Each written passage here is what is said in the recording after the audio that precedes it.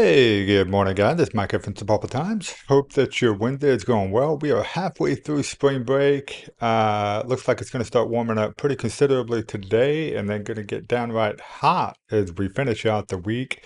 And so hope that you guys have a lot going on. If you don't, I've got some stuff that we're going to talk about towards the end of this show. Some definite events that you're going to want to check out that are happening this weekend. And of course, we've also got the main topic of today's show, which is a Q&A on the eminent domain situation that's happening over with D-Luxe Properties after the announcement that City Council made on Monday about the possibility of pursuing eminent domain on the D-Luxe Properties food truck park, what that could mean for the town, and a lot of questions came along for that. So we're going to be getting to those. Go ahead and I invite you to put your questions in the chat now, and I will do my best to answer them with the knowledge and the answers that we have. And then, yeah, we've got some of them already that we were able to grab from the story that we put out. So we're going to start with those, and then if anybody puts anything in during the course of the show, we'll go back and we'll answer some of the additional questions as well. So first, though, let's start with what's happening first. Just got word about a brand new business coming to downtown. Really excited about this, called the Root Cellar. It's going to be located over at, I believe it's 215 East Dewey. A lot of you guys will remember this is the old Doodles Hallmark business, if you're really old like I am. And more recently, though, after the family that has it now bought it, they turned it into a Route 66 Christmas shoot multi-vendor space called Dickens Village. Was very, very successful. And we're really glad to see that same family taking this back over, actually opening it up full time as the root cellar for all kinds of made in Oklahoma heirlooms and provisions. They are currently looking at some amazing different vendors and things like that. They're accepting new vendors. There's applications happening. So go check out the Root Cellar over on Facebook.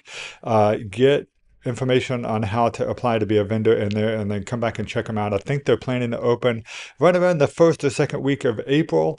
And so we're really excited to see that. And they did say also that they would be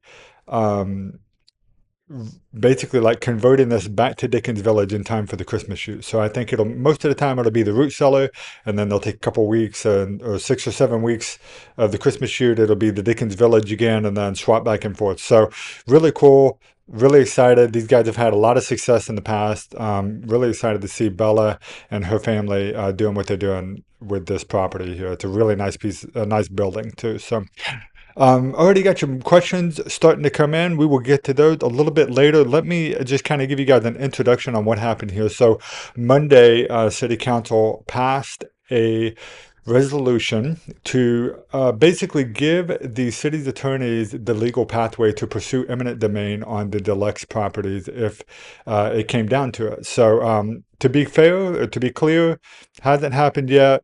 This is just basically clearing the path that they could do that if need be. So my understanding is, as of right now, or as of when we published this story, yesterday, that the options were still open. They were still negotiating with the lawyers of the current owners of the property, and eminent domain was a possibility, but not an actual thing that was happening. So we put the story out. Since we announced that the city was interested in this property and what was happening with it, and then, of course, last week there was the Facebook post that came out where somebody was interested in buying it, and they put a contract on it, and then they went on kind of a Facebook tirade and said that they were going to develop it commercially, and they were going to put a cultural, religious institution over there, and the realtor for that space has now said that they have withdrawn their application on that due to the I think they said the controversy surrounding it. So anyway, don't need to rehash all of that again, but basically now we're focused on moving to what does this mean, and what are the questions that are involved in this. And we've got some answers. We don't have all of them. I'm going to give you everything that I can. But so if you're just catching up with this story here, let me give you a brief overview and a brief history of this property. Okay, so D-Luxe Properties was created in 2020. It was 50% owned by uh, one company and then 50% owned by another company. And what's weird is like the owner of the first company also had like a partial ownership in the second company. So it's a really weird kind of arrangement here. Not that uncommon actually, especially for something like this that required like millions of dollars in development. And when they first put the story out, Sapulpa Times actually broke the news on this. That it was a multi-million dollar commercial development slated for South Sapulpa. Some of you guys will remember when this story came out about 2020, and we were all pretty excited about it because there had not been anything like this in Sapulpa before. Certainly not on that side of Sapulpa, and so we were all pretty excited about it. And immediately, there became the announcement of a food truck park and a dog park, life-size chessboard, amphitheater. It was all going to be situated next to Rock Creek. It was going to be great for family-friendly events and stuff, right? And we were all excited about it. There was an announcement about in there. There was something called a retail space, which they were very um, not forthcoming, I guess, about what that was going to be. They were very vague about what that particular building and what that was going to be. 2020 was also the time that Sapulpa was seeing a surge in medical marijuana, dispensaries, processing plants, the like. And so there was a lot of speculation that this was going to be a dispensary or a processing plant. But they never came right out and said that until it opened. And so the property was developed under something called a planned unit development, which is a special type of process that allows you to basically come in and do a big, large-scale development that completely changes the use of the property. And so this went from being a commercial, a lot of you guys will remember this space as the home of Scott's Tasty Burger. And that's what it was for a lot of years. And then this PUD comes in, it gets developed into this food truck park. It is tangentially connected to the Sapulpa Park system.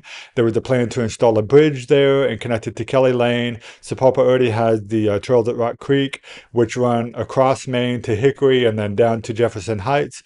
And then we've got the Kelly Lane Trails Park system that's a part of Kelly Lane as well. And so there is a lot that's it's supposed to be like a private and city collaboration of sorts, okay?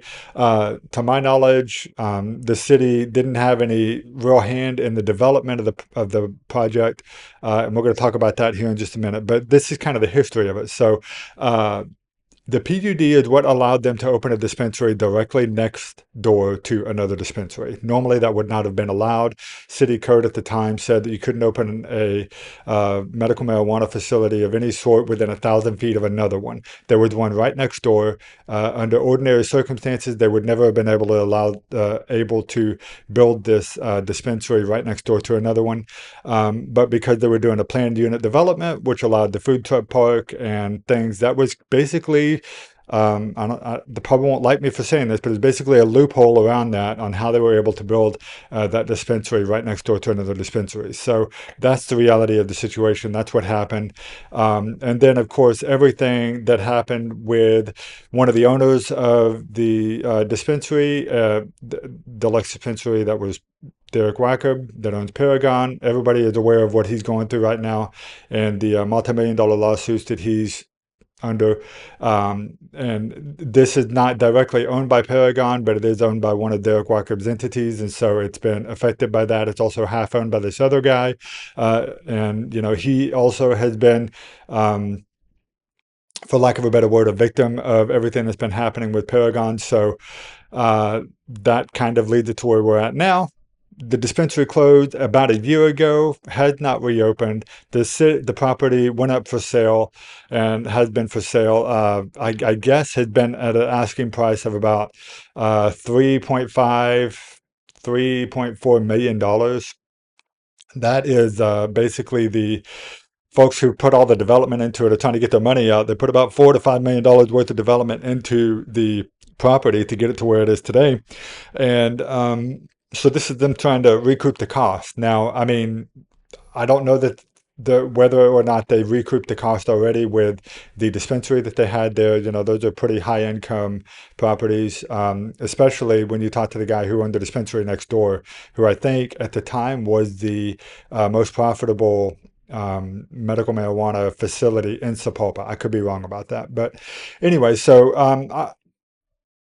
that those are the facts as we know them right now as far as the history of this property. Okay, so let's get to some of your questions. We put this story out. There was, of course, I knew this would happen. There was just a flurry of activity on it, lots of comments, lots of people that were still reacting to the rumor about a mosque coming to the property. That is not going to be happening.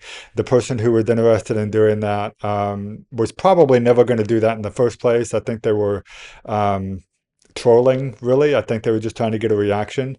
Um, but in any case, they withdrew their contract. And so that's not going to be happening now. That would have required a whole nother processing and permitting process through the city. So that was probably never going to happen. It had to go through city council.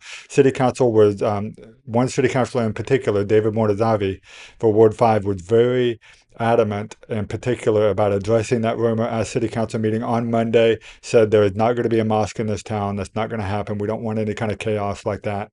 Um, you can go and read the story that we published at the Pulpit Times if you're interested in seeing more of that. It's completely available for free, so be sure to go check that out. So, but a lot of questions came through on the comments that I want to address, and so I'm just going to start with them now.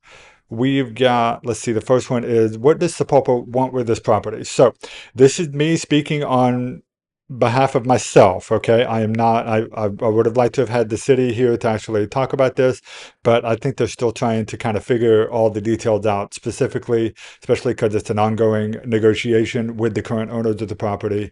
They don't want to get themselves in hot water. So what I'm going to tell you is based on the research and the coverage that we have been giving this property since the development back in 2020 and since it closed in 2025. Okay, so a lot of you guys will remember that there was a time where there was a new splash pad that was going to be built over in Kelly Lane Park. It was going to be called Splash 66. There was renderings created for it. D-Luxe Properties was actually involved in some of the fundraising for this, and they even had, I think, some events and stuff that helped raise some of the funding for the Friends of Sapulpa Parks. And now all of that has, I don't actually know the status of that. I do know that the splash pad is still being planned.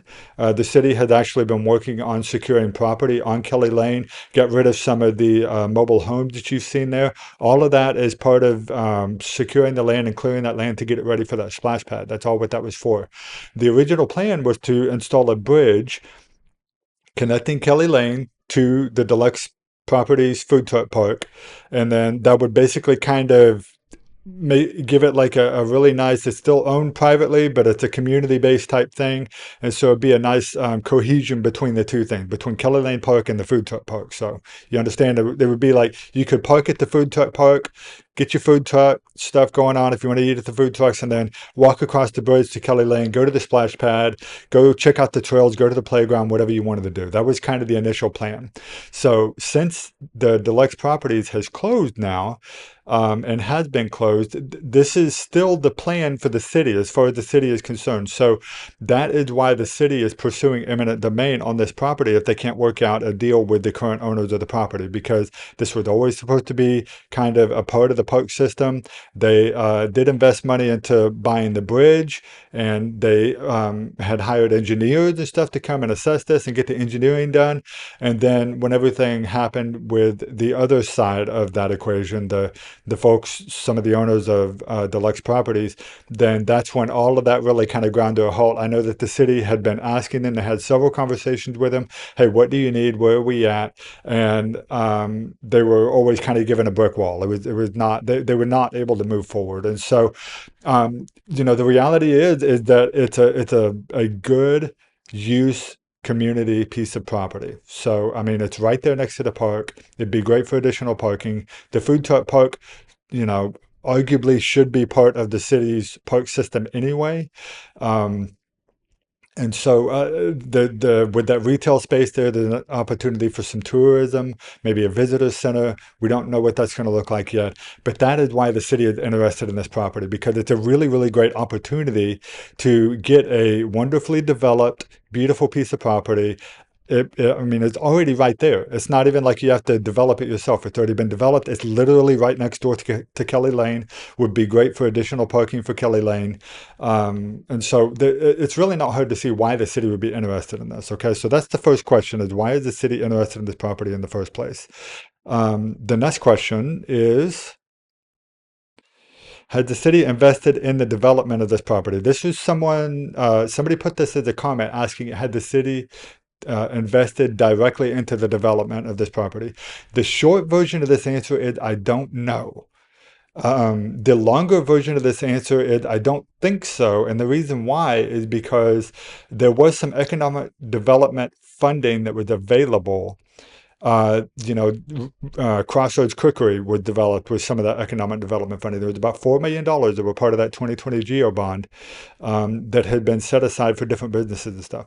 This came along and was already being privately developed and already being planned and everything. And to my knowledge, okay, the city didn't actually invest any money into the development of this property, outside of helping them get the PUD, the permitting, overseeing to make sure that the flood plain engineering and all of that went well. I mean, I think that there was normal city business stuff that happened there to help get the property developed. But financially, I don't believe the city of Sapulpa actually contributed to the development of this property. Okay, so if I hear differently, we will update you guys on that. But that is my understanding as of now, just based on being in the city council meetings, being a part of the story for the last 6 years since they first developed it. Okay, all right. The other question that we had: what does fair market value equate to investment?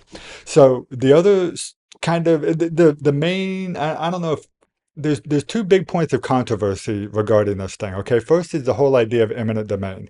Some people are very uncomfortable with it. They don't feel like it's American.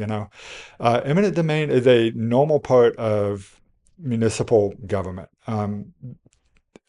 Basically, every municipality has had to enact eminent domain at some point or another. I mean, that's how you get roads made. It's how you get highways built and expanded.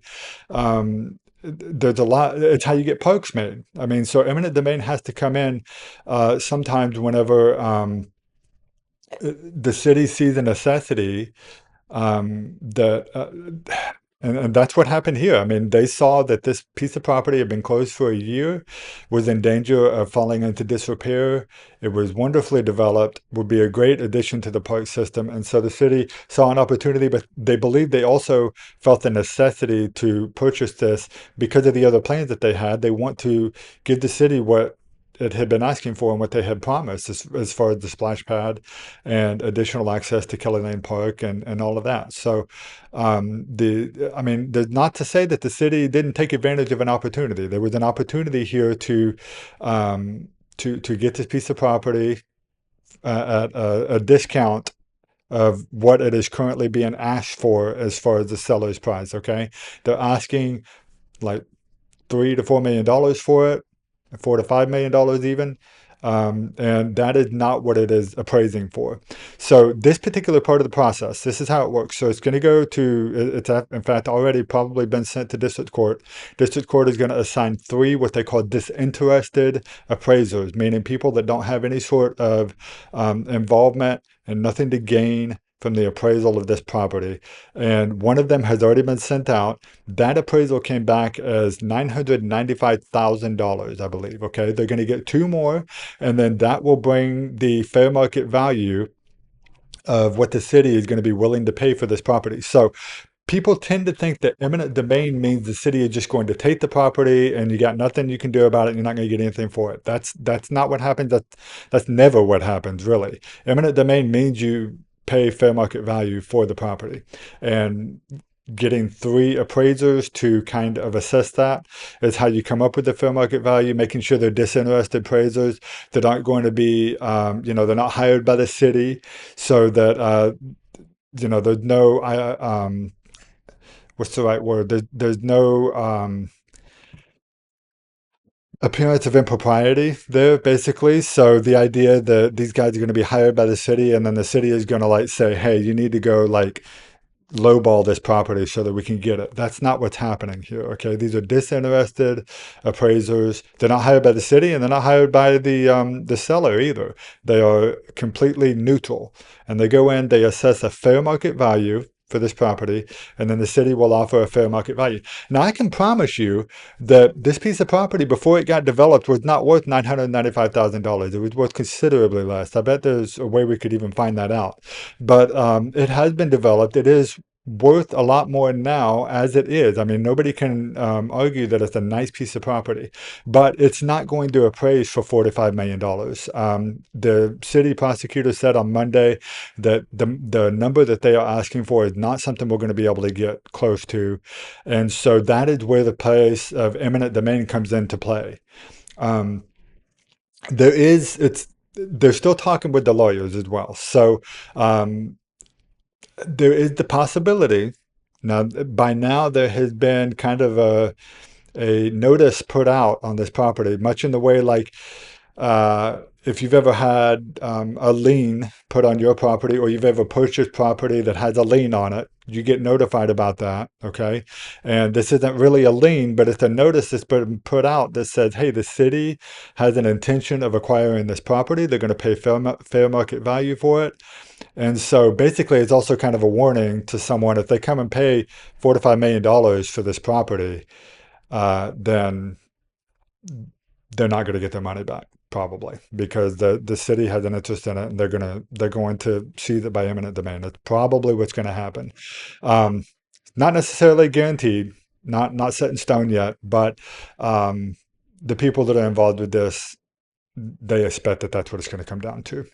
So that is how fair market value works. So there is an understanding here. The seller says, hey, we've invested $45 million into this property. We would like to at least get that money out. And that is understandable. But what happens is when a business person or a developer comes in and develops a piece of property for that amount of money, usually they put a business there that is going to help them recoup that. Okay. I don't know if the dispensary on the property recouped that amount of money. Um, I know that they are for a while their dispensaries were very profitable. I know that, and so I don't know that that's the case. I would think that they should have been able to make their money back on the dispensary sales. I don't know that. I haven't been told that, but I would think that normally that's what happens is the business comes in, they build a piece of property, they develop it, they put a Dutch Bros or a McDonald's or whatever there, and then that development cost is paid off through the profits of the business that's going on the property. That's how this works. And so when you try to sell the property at the investment value, you're not always going to get that. So that's assuming that you never made any money and that you're just trying to recoup your money on the investment. That's probably not going to work here. This is a fair market value. That is. And that's the way it is across the board. So, in another situation, a lot of you guys will remember when they expanded Highway I-44 in Tulsa. Jamil's Steakhouse was one of the famous businesses that got bulldozed as a result of that. A lot of you guys will know Jamil's. It's a famous steakhouse. Muhammad Ali ate there. I think Elvis was there. Very famous, right? And the city of Tulsa had to take that by eminent domain, and they offered fair market value for that piece of property. Now, whether it was what Jamil's felt like they should have been offered, I mean, that is up for debate, right? Just like this is up for debate. But fair market value and investment value are not always the same thing, but that is how it works. I mean, that's how it works. So it's not always going to be the best deal. And then in some cases, fair market value, especially if you've had it for a long time, if it's a house or something, you've paid the house off, the house has continued to go up in value. By the time the city comes along and says, hey, we're going to pay you fair market value for this house because we need it to expand a highway, then you're going to get everything you paid for on that house and then some. And it should be more than enough to go relocate and move somewhere else. So that's kind of the situation that we're in right now. And that's kind of how you explain that. To the best of my knowledge, I am open to being educated on that if the need arises. Okay. We are going to get to a couple of comments. We do have a couple of things here. Let's see. Reagan Nicole McGee asks, what restaurant are we getting? I'm going to kind of move this down towards a little easier for everybody to see. So we are getting, everybody is probably pretty well aware of this. We're getting a McDonald's over on Mission Street. We're getting a 7 Brew on Taft. There is a specialty restaurant of sorts, food and beverage definitely, but I don't know that I would call it a restaurant necessarily, being developed in the old Sonic. And that should be opening soon. I don't know exactly when. I would imagine this summer or before, possibly. So that's going to be happening. And then I know that we've got some interested parties and some other properties that both the city own and some properties that other people own. And so yeah, there's some interesting stuff that could be coming to Sapulpa here before too long. I don't want to say too much more about it because I really don't know. As soon as I know, we'll be sharing that with you guys. But those are the ones that we know of for sure so far. So, haven't seen any other questions yet on the actual dispensary and stuff like that, the D-Luxe Properties. So we're just going to skip right over into one other announcement here. Tom Hahn talks about the World of Outlaws Sprint Car Series is coming to Creek County Speedway this Saturday. It is the biggest race to ever happen in Creek County in 40 years. That's pretty cool. They'll have people from across the nation at the track for this traveling series. So if you are into race cars and the sprint car stuff and Creek County Speedway, be sure to go and check that out. That's happening on Saturday.